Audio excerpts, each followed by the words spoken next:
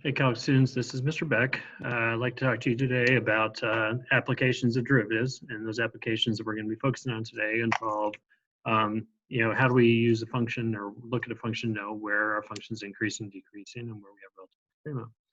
So I'd like to start and say, let's take a look at this graph, and I want to know where we have positive and negative first derivatives. And one of the things we're looking for in terms of positive and negative first derivatives, we saw this in 2.7 when we did related rates, where we said if our related rate is is increasing in value, then we know that dx dt or dy dt or dv dt or whatever it is a positive. Where it's decreasing in value, dx dt, dy dt, and so on is a negative number. So in essence, we're looking for slopes.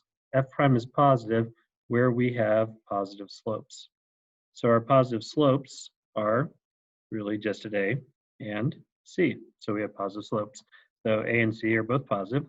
B, we have a slope of 0. That's going to be very important with what we're doing today. So we have a slope of 0, and that slope of 0 means we have a horizontal tangent, as I drew in here. D, we have negative slopes here, so F prime is going to be negative. Now, that's our graphical approach to looking at a function determining positive, negative, and 0. As we look at, excuse me, as we look at, and I'm waiting for my screen to update, there we go. As we look at a table of values, so this is our numerical approach to looking at first derivatives and figuring out where they're positive, negative. So what we're going to do is we're going to look for, first of all, the derivative at x equals 5. So we could use the derivative to approximate using f of b minus f of a over b minus a. Basically, we are using our average rate of change. And that's not showing up on my screen, okay? But we're using average rate of change to model instantaneous rate of change. So the average rate of change is f of 6 minus f of 4 over 6 minus 4. Now, that's great, but that's not the only way that we could approximate it. We could approximate it also by saying f of 5 minus f of 4 over 5 minus 4, as right here. Or we could say f of 6 minus f of 5 over 6 minus 5, which is what's going on here. So basically, to find our derivative, we could find it in multiple ways. Now, where's the rate of change positive? That rate of change is positive. What is it we're looking for? We're looking for increasing y values. So increasing y values, or how about f of x values? So where do our values of y increase? That should be along this interval. And where do the values y decrease? For the answer part C, that should be along this interval. I think I had this switched, honestly. So we're increasing. So this is where y increases. This is where y decreases. My apologies, everybody. The last one, where's the rate of change seem to be greatest? So we're kind of looking at the instantaneous magnitude. Slope here is 9, which is why it's the greatest. Slope here is negative 5, so that's pretty big. Negative 3. Slope here is negative 1. Obviously, slope of 0. Slope of 2. Slope of 4. Slope of 6. And slope of 9. So the rate of change is greatest right here. And those slopes I have are your average rates of change. One of the things that when we have numerical values, we have to rely on average rates of change instead of our instantaneous food. Moving along, what happens if we don't have the graphical, we don't have the table of values or the numerical? That's where we get into algebraic. In algebraic, when we say, I'm waiting for my screen to update. So algebraic, when we say we have a positive first derivative, our positive first derivative means f is going to increase. Now, one of the things that I like to show with this notation is kind of a table. So if I'm looking at f prime is positive is going to tell me that f is going to increase. F prime negative tells me f is going to decrease, and f prime positive tells me f is going to increase again. So wherever f prime is 0, we have something constant. Now, this little table of values is something the AP entirely ignores, but I like writing this out because it helps me get a visual for my algebraic. So that important aspect of being able to see what's going on when all you have is the algebra is kind of my let's build everything together. So our next set of problems are going to be about, can we take a function and graph the derivative of it? And the way that I want to analyze this is first, let's figure out where we have slopes of 0. The slopes of 0 make life a lot easier for us. So at these 3 points, I'm going to zoom out and hopefully let the screen catch up. These 3 points are now where I'm going to say my slope of 0 is occurring. So 0, 0, 0. Remember, I'm graphing the derivative. Now, if you notice, now I'm analyzing my slopes. This is much bigger of a positive slope, where this is less of a positive slope. That's why our slopes are going to start off bigger and then go to smaller. As we continue to analyze, we now have a small negative slope, then more negative slope, which is what's occurring along this interval. And then we actually go back to a less negative slope. So what this means, and the connection we're going to be making, is that whenever we have what's called a point of inflection, that point of inflection is going to cause a relative extrema on our graph of our derivative. So the point of inflection is a relative extrema on the graph of the derivative. Now, our other point of inflection, which we have right here, waiting for the screen to catch up. The other point of inflection that we have there is our relative maximum right here. Now, those relative extrema are occurring where we change what's called concavity. So this is concave up, which I'm going to make this connection a little bit later. This is where my derivative is increasing. Then let me change color so we can see the difference. Both of these are concave down, which is where our derivative is decreasing. So as I said, I'm going to make that connection later, but it's kind of nice to see it right now. So how do we graph our derivative? It's all about analyzing slopes.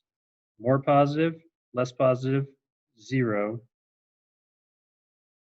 And then more or less, small negative, larger negative, smaller negative, 0. Small positive, larger positive, going back to a smaller positive, 0. And then small negative, larger negative. On example 4, we're kind of doing the same thing. We're doing the same thing, but we're now going to be giving you this information in more of an algebraic form. So over the last one, we gave it to you in a graphical form. We're now giving it to you in an algebraic form. And our goal is to use the algebra to interpret what's going on. And like I said before, I like to show this in this little table of values, that, or in this little chart that I have here, that shows, okay, what does f prime greater than 0 mean? That means f prime is positive on the interval from 1 to 3. The second statement says f prime is negative on this interval and this interval. So by me writing this down, now I can interpret what f is going to do. And so with that's what f is going to do, I ended up just drawing the graph that I have below. Now, one of the things that's important about this is this graph really could have been shifted anywhere up or down. It didn't have to be exactly where I had placed it initially. And that's because the derivative does not depend on the y value there, which is the shift. So if we just added k, so if we just added k to this function, f of x plus k versus just f of x, their derivatives are going to be the exact same thing because the derivative of that constant is 0. Moving along. We have officially what's called the first derivative test. So our first derivative test is where, or what's our goal? Let's kind of look at it that way. So our goal is we want to know where we have relative minimums or relative maximums. So in order for us to figure out where we have relative minimums or relative maximums, once again, I'm going to go back to this chart that I have drawn over here, where in order for us to have a relative minimum, it's nice to know that relative minimum where f decreases and then f increases. We see that here.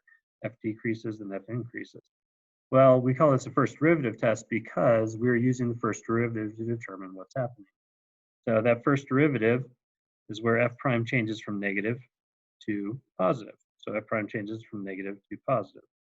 And that's exactly what it says over here. If f prime changes from negative to positive at x equals c, then we have a relative minimum.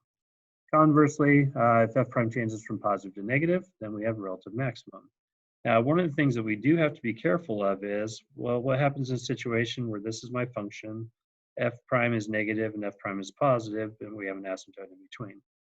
In a situation like that, obviously we don't have a relative minimum. So what that means is we have to have continuity in between.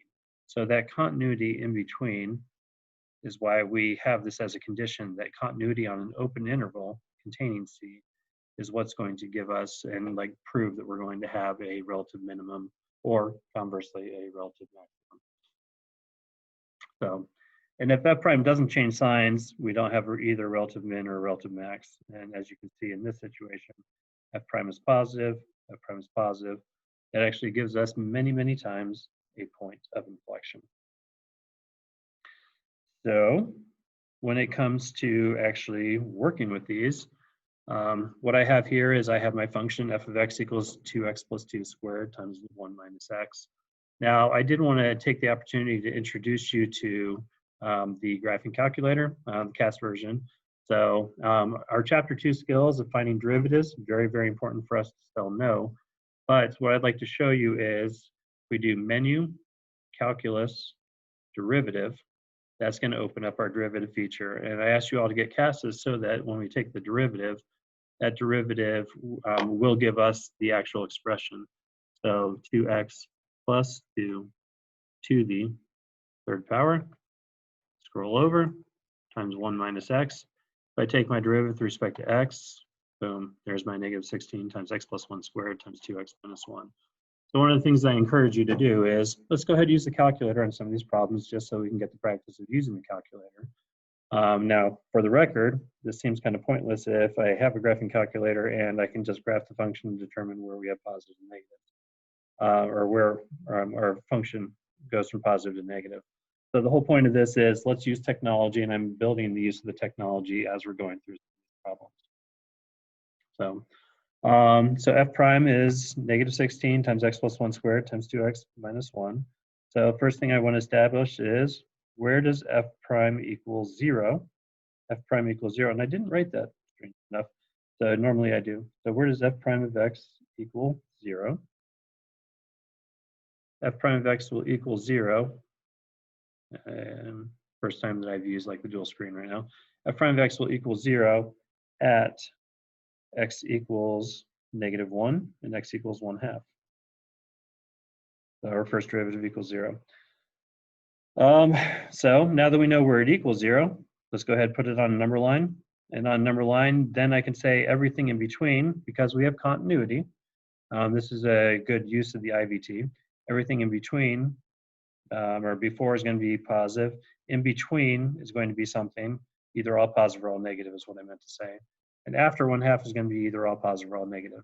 So what I'm doing here and how I got a positive value there is because I tested numbers. Like if I test negative 2, I will get negative 4 or negative 2 cubed, which is negative 8. And then 1 minus negative 2 is a positive value. If I multiply those two together, I get a positive value. Same thing, if I plug in 0, I will get a positive times a positive, which is positive. If I plug in, say, 1, I will get a positive times, actually, I'm plugging it into the wrong thing, guys. My deepest apologies. So plugging it in down here, if I plug in negative 2, I will get a positive times a negative. Positive times negative does give me a negative. Oh, but we're also multiplying by negative 16. So we have a negative times a positive times a negative, which is positive. If I plug in 0, I will get a negative times a positive times a negative, which is also positive. So that would be negative times a positive times a negative. If I plug in 1, I'm going to get a negative times a positive, which is why that result is negative. Nothing like plugging it into the wrong function. It happens to the best of us. Please don't let it happen to you anymore. All right. So now f is going to increase when f prime is positive, and that occurs here and here. So we can say either negative infinity to 1/2 overall, or we could break it apart. What I have highlighted in green is actually the preferred approach to this. Excuse me. This is the preferred approach mainly because we see that we increase from a point to another point. We don't really ever stop at -1. And I can kind of look at this and say, do we increase from this point to this point? Yes. Do we increase from that point to the next point? The answer is yes. So we can technically increase through a 0. And so when we look at our first derivative test, you can almost say, we don't want to just say that f prime is increasing because f prime is greater than 0. Technically, there should be an equals there too. That leads to some additional confusion. So if you describe it this way, you're fine. This is strictly increasing because this is strictly increasing markup. And then f is decreasing when f prime is negative, and that's from 1/2 to infinity, as we can see right there. Example number 6, once again, we could use our calculator. So I'm going to go ahead and clear this one out. To clear, one of the ways to clear, we really don't need to clear it, but I'm going to do that just to show you. If you hit dock and then scroll down to B, so dock B will clear everything on the scratch pad. We can go ahead and find the derivative. If you remember, menu, calc, and then 1 for derivative. But I would rather show you the shortcut to this. Shortcut to this is if you hit the shift minus, the derivative pops up there. So you're going to be able to find derivatives a lot faster. Now we do have a fraction, so I'll show you that the fraction bar is right here. So if we find our fraction, the derivative of x plus 4 over x squared. So the derivative of that will give me what you see on the screen here, which is negative x plus 8 over x cubed. And then like before, we can analyze it, figure out what are the zeros of my derivative. The zeros of my derivative are negative 8. So with the zeros of my derivative being negative 8, we also want to know where f prime is undefined. F prime is undefined at x equals 0. This is a great opportunity to say, okay, f prime is undefined. What kind of undefined do we have? Because f prime is undefined at x equals 0 and it's undefined in the original function, we have a vertical asymptote. And so I kind of like to show that vertical asymptote there. So now as we do our analysis, f prime is greater than 0. Here, if we plug in values, we will get negative, positive, negative. So if we plug in, or f prime is greater than 0, therefore it's increasing on negative 8 to 0. And because f prime is less than 0 on these two intervals, and that's where we end up having a decreasing function. So now we determine our relative extrema. So relative extrema on this one, if you notice, I did this by hand. First of all, because having our skills is very, very important. But second of all, it was honestly faster to do this one by hand than it was to type all that in the calculator. So when I do that, I simplified into this form.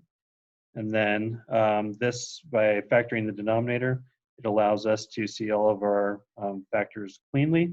So we could say f prime equals 0 at x equals 0. So that's one of our critical numbers. And f prime is undefined at x equals positive or negative 2, which are those two. Now going back to, those are undefined first derivatives, but in the original function, can x equals positive or negative 2?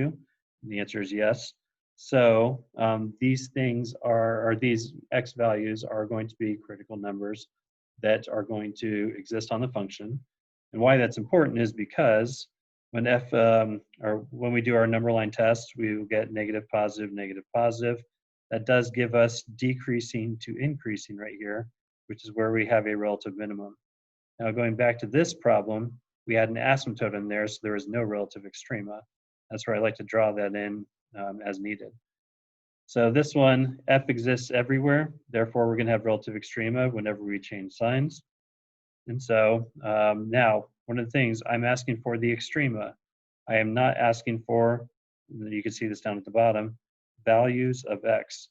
If I ask for extrema, I need points, please, and I can spell points. Okay, butchered that one. All right, I do need points. So those points, if we plug in the x values to the original function, then we get the coordinates that you see. You see that I have it right here, but I have it actually established as a coordinate right here and right here. All right, for example, number 8, same thing. This time I did plug it into the calculator. I'm going to trust that you can use your calculator at this point. Remember, shift minus, let me show it here. Shift minus will give us our derivative with respect to x. And then if I go ahead and do that, this is going to be one of your favorite buttons overall, because then you can plug in any of these functions. In this case, I want to have like the fraction bar that I put there. So when we find our derivative, we get this expression. And again, doing the number line test. Now, one of the things that I do want to point out is that f prime is undefined. So f prime is undefined at x equals -2. So we should have a break at x equals -2, which I'm not showing on here, by the way. So we do have a break at x equals -2. And something tells me that changes all of my values. Let's go ahead and work through that quickly.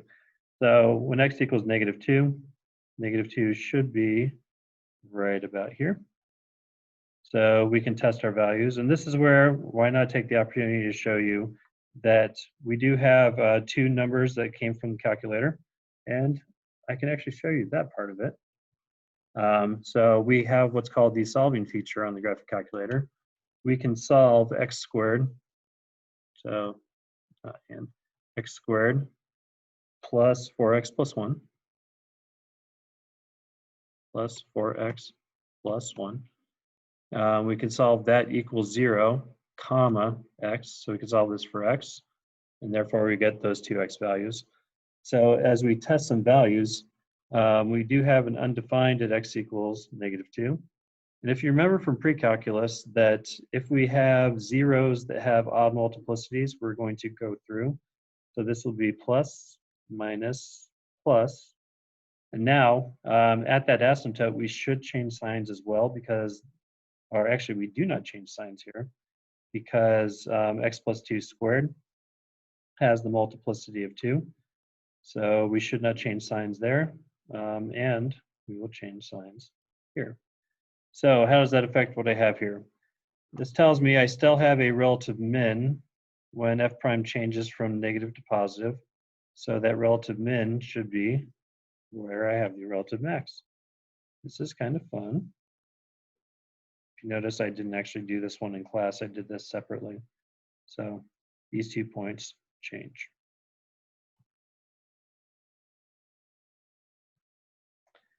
Like so. Okay.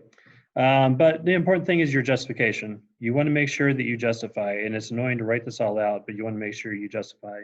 F has a relative max because f prime changes from positive to negative. F has a relative min because f prime changes from negative to positive. I did this on a trig level too. So you can see highlighted the different colors that this is an opportunity for us to do this one manually by hand. So therefore, we take the derivative of the outermost function, which is the squared. So 2 times what cosine to the first power. Now the derivative of the cosine is negative sine, and then the derivative of 2x is 2. So that's some chain rule practice for you. So hopefully you guys don't lose any of those individual skills. Skills are always very, very important. I am using the calculator to help with this as much as possible, just because it makes things go a little bit faster. So, obviously, it's all about the balance, using the calculator versus not using the calculator. So we do get these critical numbers. Where does cosine of 2x equals 0? So cosine equals 0 pi over 2. So when we divide that by 2, I don't know if you remember that. So what I'm showing, let me do this in different color. So cosine of 2x equals 0. So if we take the inverse cosine of both sides, that would be pi over 2, and we're going to include 3 pi over 2. When we divide everything by 2, we will get pi over 4 and 3 pi over 4, which is how we get these two critical numbers. Then we could do the same thing with sine of 2x. That would be at 0, pi, and 2 pi. Basically, it's going to give us pi over 2. Now, I threw 0 and pi on here, but they're part of our boundaries, so not something that we really need to consider overall, because relative extrema do not occur at endpoints. So I'm not concerned about those just because those are endpoints of our function. Moving along, relative maxes occur where f prime changes from positive to negative, which is going to be here. So that's one relative max. Notice how I wrote as a point, and then we have two different relative mins, which is why those are 2 points. Graphically, So we are given the graph of a derivative of a continuous function. So when I look at this, this is the graph of f prime. And where does f prime change from positive to negative? F prime will change from positive to negative right here. So since f prime changes from positive to negative, we know that x value of 0 is where we have relative max. Where f prime changes from negative to positive is where we have relative minimum. Now the question for you is, can this occur through an asymptote? So yes, it can occur through the asymptote of the first derivative as long as our function is continuous. So since we do have a continuous function, we do have relative extrema at x equals -1 and x equals +1. So now if you're curious what this looks like, this graph does look something like this. Probably shifted over just slightly. Where we have vertical tangents, and those vertical tangents are what causes us to have. Actually, you know what? I didn't graph this entirely right. That portion should really be more like this, where those are, pretend that doesn't exist. All right, moving along. Relative extrema, relative minimums occur where f prime changes from negative to positive. Once again, it's going to occur right here. 3.4 is all about concavity in the second derivative test. So I've already talked a little bit about this, where concavity, and this is where we want to stress, the definition of concave up is f prime is increasing. So this definition of concave up is where f prime is increasing, means where f prime is increasing, f is concave up. Where f prime is decreasing, by definition, that's concave down. So really the idea of concavity is about where do your slopes or where do your rates of change increase over time? Where do your rates of change decrease over time? So knowing where those increase and decrease over time is what gives us what we care about in terms of concavity. Now, as I look at example number 1 here, I don't really have the graph of f prime. I could find f prime, which is what I did, and I did this one manually. This one's not a calculator one. So I did that one manually. I don't have that graph, so I don't know where f prime increases or decreases. Since I don't know that, this is where I can use the idea from the first derivative to say, okay, so where f is increasing, f prime is positive. Where f prime is increasing, f double prime is positive. F double prime is negative. So if we do kind of a vertical connection of these three ideas, we now have kind of a stronger approach to how can we algebraically and numerically determine concavity. So that's why I did the second derivative here, and then factored it, and then did the same kind of test, where I want to know where f double prime is, or where f is concave up. So I'm going to use f double prime positive, which goes back to the definition as f prime is increasing, which means f is concave up. F double prime is negative, so f prime is decreasing, so f is concave down. F double prime is positive, so f prime is increasing, so f is concave up. Now it sounds annoying for me to be able to say this over and over again, but the more you can hit this theory in mind, the stronger things are going to be. Because that's how we justify it. So when f double prime is positive, and then give our explanation for it. Now, very, very important, anytime you're going to justify why you're doing things, you do need to stress, we care about -1 and 1 because that is where f double prime is 0. And the theory goes back to, where does f double prime change signs? It changes signs when your derivative is as 0 or undefined. All right, second example. What I did here was I did something a little creative just to have fun. I subtracted 1 and added 1 so that I could turn this into a simpler expression. Now, when I did that, then I did this one manually. Could you do this in the graphing calculator? Absolutely, and either way you do it, you get the exact expression. So this is my f double prime, and f double prime equals 0 nowhere. F double prime is undefined at x equals plus or minus 1. So those are the two critical numbers I care about. However, I shouldn't have said critical numbers because these numbers are not defined in my original function. So they're not really critical numbers. So that's where we can change concavity though. Changing concavity, it can change through asymptotes. So that's where I have f double prime changing from positive to negative to positive. Because these are asymptotes, there are no points of inflection. Now, what is a point of inflection? Point of inflection, if we go back, that's where f double prime, oh, haven't gotten there yet. So a point of inflection, it's down further, that's right. Point of inflection is defined where concavity changes from upward to downward on a continuous function. This is not a continuous function, so there are no points of inflection. Moving along. This, once more, I'm given the graph of the derivative of a continuous function. So this is f prime, and I'm going to stress continuity. So this is a continuous function. So f is concave up when f prime increases. Since this is the graph of f prime, I want to see f prime increasing, which would be here and here. So concavity is concave up on those two intervals. And f prime is going to decrease here and here. So that's how I know where f is concave down. Now, please know that here, in examples 1 and 2 there, I did examples 1 and 2 by justifying through the second derivative, and that's because we did not have the graph of the first derivative. Now I have the graph of a first derivative, therefore I can use that first derivative and say f prime is increasing. Technically, we can also say the slopes of f prime, but I would prefer to say what do we have so that we can justify it that way. And now points of inflection. We do have points of inflection on example number 1 because we do have change in concavity. So that change in concavity, and those points are established on a continuous polynomial function. So that's why we can plug those values in and get those distinct numbers. Now, as I mentioned before, the second one doesn't have any points of inflection. The third one, where do we have a change in concavity? There is only one place where f prime changes from increasing to decreasing or decreasing to increasing. So it's only at x equals 0.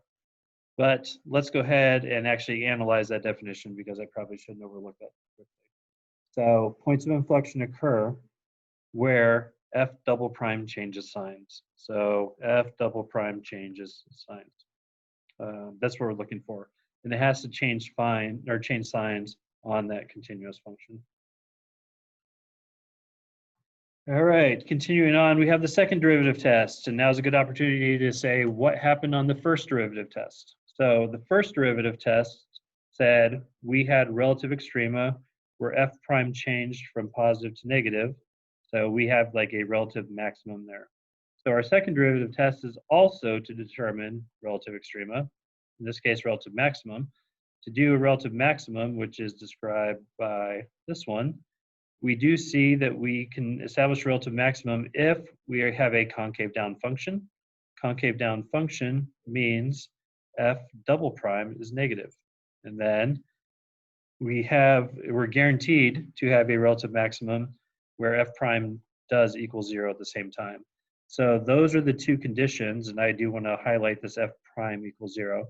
So where f prime equals 0 and one of these two cases happens, we can justify a relative maximum or minimum. So when f double prime is positive, we have concave up. F prime equals 0, we have horizontal tangent.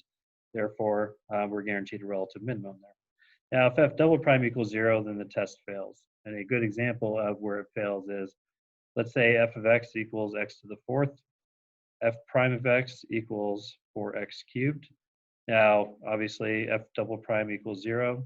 Sorry, f prime equals 0 at x equals 0. Now, f double prime is, let's scoot over, 12x squared. So f double prime is 0, is also 0. And if we look at the graph of that, that's a 4th degree, which looks something like that. There is no we're not guaranteed a relative maximum or minimum. There is a relative minimum there, but we're not guaranteed because what happens if this were x cubed? Then f prime and f double prime at the same time both equal 0, and we don't know what's happening. So looks like I did this one manually. We could test this in the calculator if we want.